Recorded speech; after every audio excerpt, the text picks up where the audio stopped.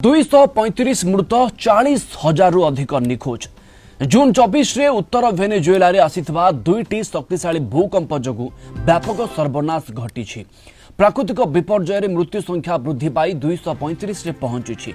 प्रशासन चेतावनी देछि जे कोठाबाड़ी भुशुड़ी पड़िबा जोगु ध्वंस स्तूप तले अनेक लोक चापी होई रहिछंती। तेणु यही संख्या आगो को आहुरी बढ़ी पारे। ए डबल भूकंप मध्यरु प्रथम झटकाटी 7.2 तीव्रतार थिला एवं यार मात्र 39 सेकेंड परे 7.5 तीव्रतार एक बड़ भूकंप उपकूल अंचल में अनुभूत होइथिला। भूकंपर केन्द्रस्थल भूपृष्ठर अति निकटरे थिबारु यार प्रभाव भयंकर थिला। राजधानी कारकास एवं बंदर सहर लागुइरा एथिरे सबुठु अधिक क्षतिग्रस्त होइछंती। वर्तमान सुधा 4,300 रु अधिक लोक आहत होइथिबा बेले 40,000 रु अधिक लोक निखोज थिबा सरकारी सूत्ररु प्रकाश पाइछि। कारकास रे लोस पालोस ग्रांडेस भली सबुठु अधिक प्रभावित अंचल में उद्धारकारी दल सहित स्थानीय स्वेच्छासेवी माने दिन राति एक करी काम करुछंती।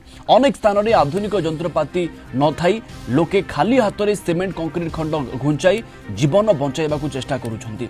सारा सहर में विद्युत सेवा बंद रही एवं मोबाइल नेटवर्क ठप हो पड़ू जोगाजोग विच्छिन्न होइछि। विदेश में रहुतबा वेनेजुएला बासी निज परिवार लोकों सहित जोगाजोग करि न पारी गभीर चिंतार अछंती।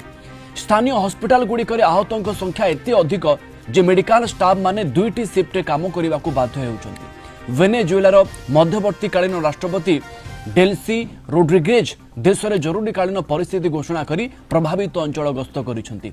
ए महासंकट समय अमेरिका, क्यूबा, ईरान, चिली, कतार एवं एल साल्वाडोर भली अनेक देश सहायतार हाथ बढ़ाइछंती। सेमाने निजर स्वेच्छासेवी मेडिकल टीम एवं रिलीफ सामग्री वेनेजुएला को पठाइछंती। यूएस जियोलॉजिकल सर्वेर आकलन अनुसार एही प्रलय रे मृतकों संख्या आशातीत भाव में वृद्धि पाई पारे। वेनेजुएला इतिहास रे गत 120 वर्ष मध्य यह सबुठु भयंकर भूकंप। आगरू आर्थिक मांदावस्था दे गति करुवा ए देश पई ए प्रकृतिर तांडव एक बड़ बोझ सदृश होइछि। भूकंप परवर्ती छोट झटका एबे भी जारी रहितिबारु लोके आतंकित अवस्था रे अछंती एवं खोला आकाश तले राति काटु।